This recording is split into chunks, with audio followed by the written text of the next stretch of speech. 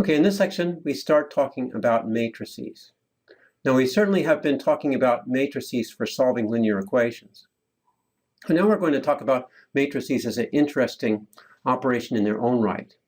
Now, what we're going to find out is that you do operations on matrices, addition, multiplication, and so on.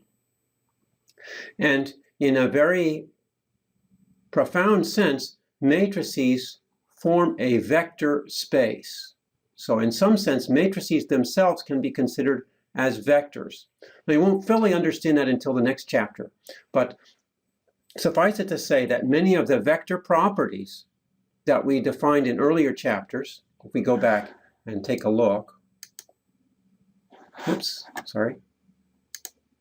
you go back and look at vectors, vector operations, and so on, you'll find out that matrices have many of these same properties. All right, so let's go on and see how this works. All right, some of these are very straightforward. Two matrices are equal if they have all the same entries. Now, this notation Aij means the ith row and jth column, the entry in the ith row and the jth column. For instance, if I take some example down here, if I take this entry here, that's the second row, third column. So this one here is A, 2, 3. 3, 2 rather, sorry. If I wanted A2, 3, I can't, because if I wanted A3, 2, I can't, because there aren't 3 rows. All right, now if I wanted B2, 1, where is that? Well, it's the second row, first column, so B2, 1 is here. All right, so get this idea, these notions of entries, right?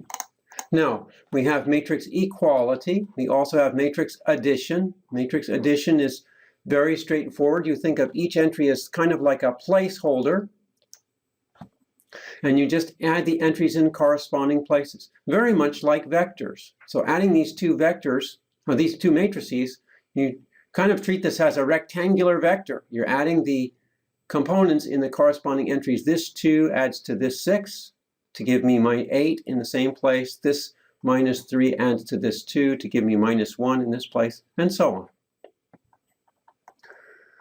All right, moving right along, we have matrix scalar multiplication. That simply means we multiply every entry in the matrix by a number. So if you multiply this matrix A by the scalar 7, then you simply multiply every entry of A by 7. So for instance, the entry here, I multiply by 7, I get 35. That's my result here. Okay.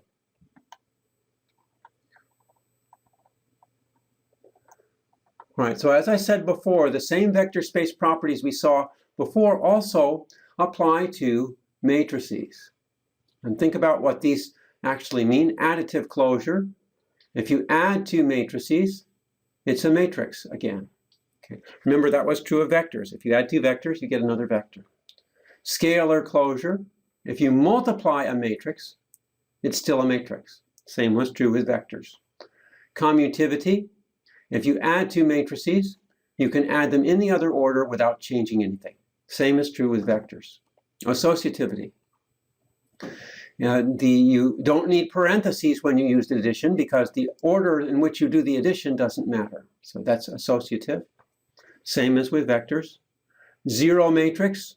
There's a zero matrix that adds to any matrix and leaves it unchanged. Same was true with vectors. Additive inverse. For any matrix A, there's a matrix minus A, where all the entries are negated. That adds to the original matrix and gives 0. For instance, it's quite, well, I'll do 1, 2, 0, 3. If that's A, then minus A would be equal to minus 1, minus 2, 0, minus 3. And you can check that if you add these two matrices together, you get 0. All right.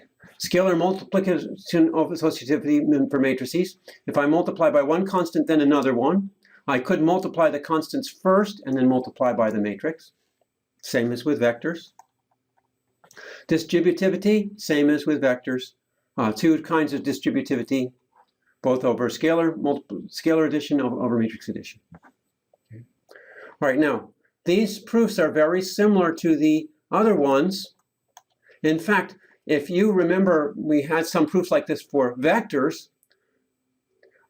Then you could just replace the vector with the matrix, and instead of one index, we now have two indices. This proof is exactly the same as those proofs up there. Okay, exactly the same, no difference. Okay, so he notes that this same theorem with vectors also applies to matrices with these slight changes, as I said, changing the vector to a matrix and changing one index to two indices. Okay. Now here's what the zero matrix is, very similar to the zero vector. It's a matrix whose entries are all zero. All right, now we're going to define a new operation on matrices called the transpose. And what transpose does is swaps rows and columns. If you have a square matrix, it's like flipping across the diagonal. Okay.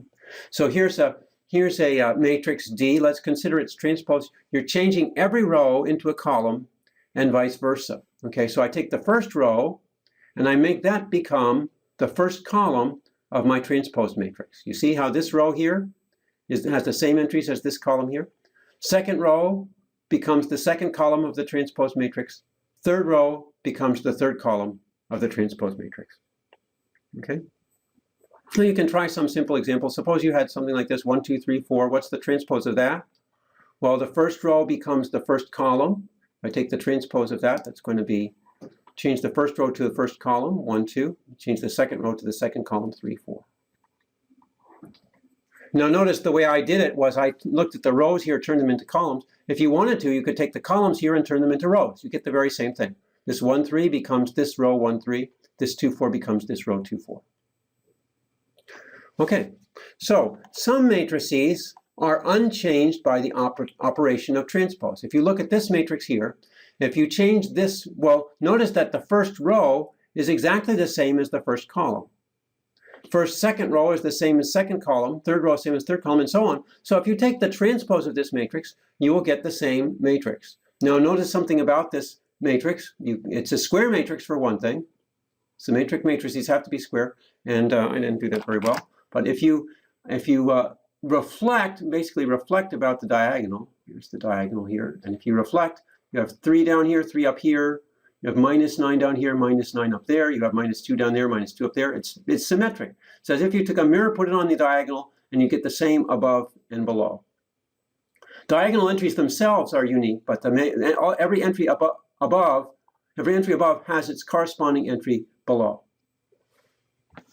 Okay. All right, so here he proves formally that symmetric matrices are square. Okay, and you can follow through this proof. I think it's very intuitive. You can prove this formally. I don't want to go through the details right now, but basically, if A has m rows, then the A transpose has m columns. So in order for A to be equal to m transpose, the number of rows must be the number of columns. So that's the idea. You can read through this proof and see how it works. Okay. Now some theorems here, also using this same type of proof that we used for vector spaces, prove that the transpose of the sum of two matrices is the same as the sum of the transposes. Okay. If you want some example of this, you take 1, 2, 3, 4, my favorite example, plus 7, 8, 9, 10. Okay. Now consider these two matrices. If I sum them, I'm going to get 1 plus 7 is 8, 2 plus 8 is 10, 3 plus 9 is 12, 4 plus 10 is 14. Okay. Now if I take the transpose of this, ran out of room, let me go up here, that's going to be 8, 10, 12, 14. Okay. So this is what if this is my A and this is my B, then this is A plus B transpose.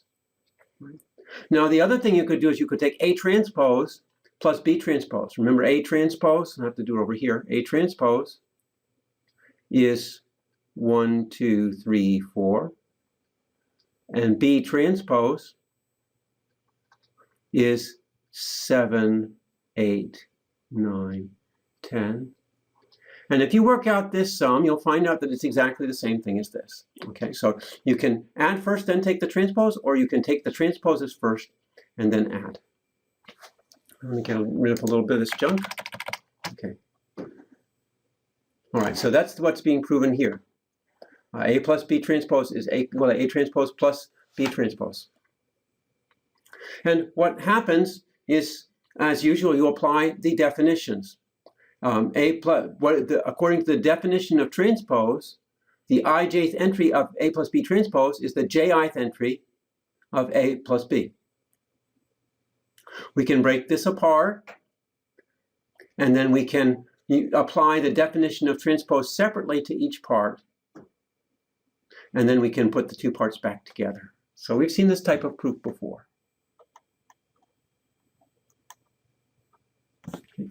All right, now here's another one. This also says that when you're doing scalar multiplication, you can either multiply by scalar and then take the transpose, or you can take the transpose first and then multiply by the scalar. So it's kind of like the order doesn't matter at all. So here's the same type of proof that actually this follows very closely to the proof above. If you consider alpha A transpose, let me see if I can erase some stuff. Oops, okay. Well, it's not erasing too well, but we'll get some down here. Okay. All right. So if you take the alpha times A and take the transpose of that matrix, that's the same thing as alpha. You're switching the indices. If these indexes are ji, then this becomes ij. Then by the definition of scalar multiplication, I can take the scalar multiple out. Then I can apply the transpose definition just to A. Okay. And so this is the jith element of alpha times A transpose. Okay. Then we have this last one, the transpose of a transpose. Well, you're just switching indices and switching back again. So that is an important fact that is not too hard to see. The transpose of a matrix is equal to the matrix itself. All right, we'll stop here and we'll continue on the next subsection on the next video.